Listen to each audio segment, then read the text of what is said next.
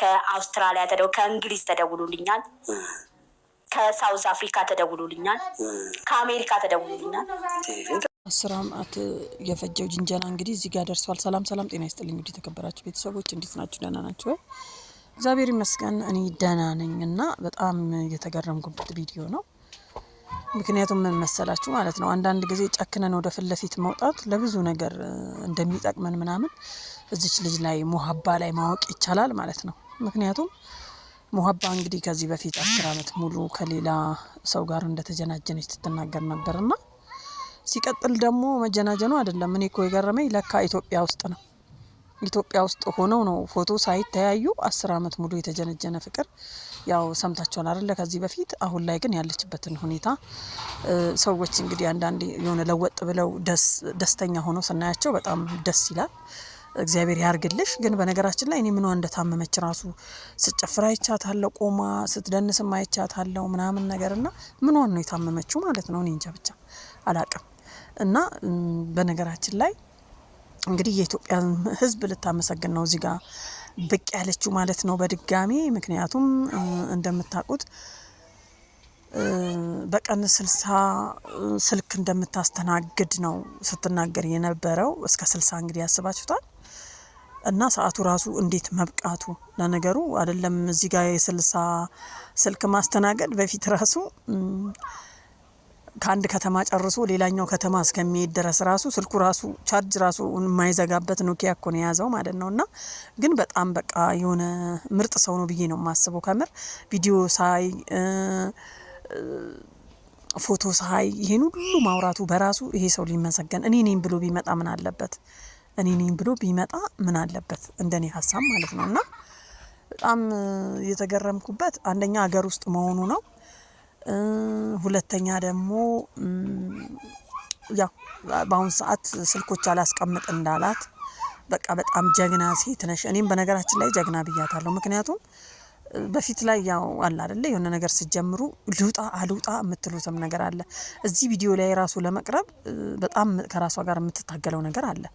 እኛ ራሱ ጤነኞቹ ራሱ አለን አይደለ እንዴ? እና አሁን ላይ ደግሞ ሜካፕ ስታስተዋውቅ ነው ስትሰራ ምናምን ነገር አይቻት ነበርና በጣም ደስ ይላል ከምር። እኔ እንደውም እሷን ሳይ ሞራል እኔ እኮ በነገራችን ላይ ጀነጀንኩ ምናምን እያልኩ አወራ ነበር ማለት ነው ድሮ። አሁን ግን የእሷን ስሰማ የኔ ጅንጀና አይደለም ከምር አይደለም። የኔ ምንም እንደው በቃ አለ አይደለ ከምንም አልቆጥረውም ማለት ነው። እንዲሁ ነው በቃ ትርፍ ሰዓቴን ብቻ ነው ያቃጠልኩት። እሷ እኮ አስባችሁታል? ቢያንስ የኢትዮጵያን ሕዝብ ትርፍ አገኘች። ከሳውዲ እስከ አሜሪካ ድረስ የሚደውልላት ሰው አገኘች እና ብዙ ነገር ማለት ነው። እና ብዙዎች ያው እንግዲህ እሷን አይታችሁ ምናምን ነገር እንደምትወጡ ተስፋ አደርጋለሁ። እና በጣም ጎበዝ ልጅ ናት ደግሞ አነጋገሯ ምናምን ነገር ድፍረቷ ምናምን ነገር በቃ አንዳንድ ጊዜ ሚዲያ ላይ ስንጠቀም በጣም ድፍረት ያስፈልገናል። መፍራት ምናምን ነገር ሰው ምን ይደናል ሰግጡ ብሏል አዶናይ ማለት ነው።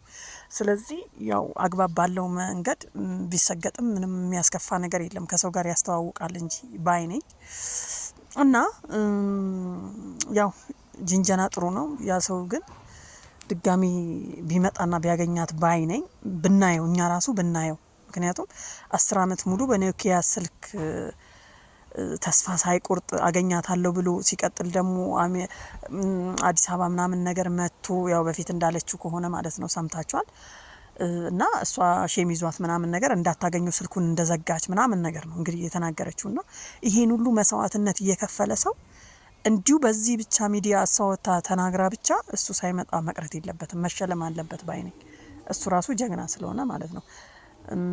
ምክንያቱም በድሮቹ ሙድ ነው እየተረማመደ የነበረው ማለት ነው። ያውኖቹ እኮ ታውቃላችሁ ዛሬ ላይ ሀይ ምናምን ነገር ካልክ ነገ ጠዋት ደግሞ ስልክ ምናምን ካወራችሁ በማግስቱ ሳታስቡት ምናምን ነገር በቪዲዮ ምናምን ነገር አናወራም እንዴ ምናምን ነገር ይላሉ ማለት ነው ጀለሶች። እና ሊሸለም ይገባል ባይነኝና በጣም የቀረበችው ሚዲያ በጣም ማፈላለግ አለብን። ሁላችንም ሼር ማድረግ አለብን ማለት ነው። ምክንያቱም ደርሶት ያው መቼም ታሪኩ ሲወራ ይሰማል ቪዲዮውንም ባይ ማለት ነው። ሲቀጥል ደግሞ ቴሌግራም ላይ ትንሽ የሆነ አነስ ያለ ፎቶ ነበርና አይቶታል ምናምን ነገር ብላለች እንግዲህና መቼም ሳይሰማ አይቀርም ስልኩ ማይሰራም እየተባለ ነው። እኔ ራሱ ሞክርላታለሁ ስልኩን እዚህ ላይ ብታስቀምጥ፣ ምክንያቱም በጣም መሸለም ያለበት ጀግና ወንድ ስለሆነ ማለት ነው። እና ምን ለማለት ነው እሱ ደብሮት ነው ይሄን ሁሉ አመት ሲያወራ የነበረው። እኔ እኮ ግራ ግብት አለኝ። አስባችሁታል? ቀኑን ሙሉ ስራው ምንድነው? ስራ የለውም ወይ የኔ ጥያቄ ማለት ነው። ቀኑን ሙሉ ሲያወራ የፈለገ ብትዋደዱ እኮ የፈለገ እንትን ብትሉ ለስልክ የምትሰጡት ጊዜ ወይ ደግሞ ለምትወዱት ሰው የምትሰጡት ጊዜ ያው አለ አይደለ ስራ እየሰራችሁ ምናምን ነገር ነው። እሱ ግን እዚህ ሀገር ውስጥ ሆኖ በዛ ላይ ያው በኖኪያ ስልክም ቢሆን በብር ነው የሚሰራው። ሌላ ሀገር ቢሆን ወይ ውጭ ሀገር ምናምን ነገር ቢሆን ኢንተርኔት በነፃ ምናምን ነገር ስለሆነ በሱ ይጠቀማል ትላላችሁ። እና በጣም ጀግና ናት በእውነት። ሜሴጁ ራሱ እኮ ወይቱ እስከሚገባ ድረስ ጊዜ እንዳይማይሰጧት ተራዬ እኔ ነው ብለው ሜሴጅ እንደሚጽፉላት ነው ስትናገር የጀመረው ማለት ነው። ስለዚህ ይሄ ሁሉ ፍቅር የሰጠሽ በሱ ምክንያት ነውና እሱን አፈላልገሽ አምጪው ነው ባይነኝ እኔ። ተገናኝተው እሱ በቃ በአካል ካገኘ በኋላ አይቷት አይ እኔ አልፈልግም ወይም ደግሞ ምናምን ቢል ጥሩ ይመስለኛል ማለት ነው። ልጅቷ ደግሞ ጎበዝ ናት፣ ቆንጂዬ ናት ምናምን ነገር እና እኔ ምኗ እንደታመመ ራሱ አካለ ጉዳተኛ ናት ሲባል ሰማሁኝ እንጂ ምኗ ራሱ እንደታመመ እኔ ግልጽ አልሆነልኝም ማለት ነው። እና ጀግናሽን ፈልጊው ለማለት ያክል ነው። ያው ለብዙዎቻችን ደግሞ ትምህርት ነው። ብዙ ሰው አስተዋውቋታል እዚህ ጋር በመውጣቷ የምትፈልገውን ነገር ልታገኝ ትችላለች። እዚህ ጋር ደግሞ በአሁን ሰዓት ሚዲያ ስትጠቀሙ ከሰው ጋር መግባባት በቃ ሰው ነው ለሰው ገንዘብም መድኃኒቱም የሚሆነው ማለት ነው።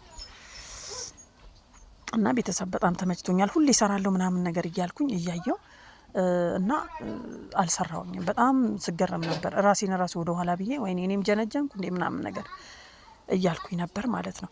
ስለዚህ ጀግና ነሽ፣ አጀናጀን ትችያለሽ፣ ሰዎችን ማስመጥ ነው ማስመጥ ትችያለሽ ማለት ነው። ሌላ ሰው ራሱ ያው እንትን በይ። ትንሽ ጥፋትሽ የሚያሳዝነው ያው እኔ እንዲህ ነኝ ብለሽ ገልጽ አድርገሽ ስላልተናገርሽ ነው። ትንሽ የሚደብረው እሱ ብቻ ነው ማለት ነው። ምክንያቱም ማንም ሰው ማንነቱን ይዞ ነው ከአንድ ሰው ጋር ማውራት ያለበት። እኔ እንዲህ ነኝ ትፈልጋለህ ወይ አፈልግም ወይ ብሎ መናገር በቃ ትንሽ የሚያስከፋው እዛ ጋር ነው እንጂ ሁላችንም ራሳችንን ሆነን መቅረብ አለብን ማለት ነው። ምክንያቱም ሲነጋ ማንነታችን መታወቁ ስለማይቀር ማለት ነው። እና ቤተሰብ ምን ለማለት ፈልጌ ነው፣ ምንም ጦቁሩም እጠሩም ቅጠኑም ወፍሩም ከላይ ነው እሱ ነው የሰራው ማለት ነው። ስለዚህ ምንም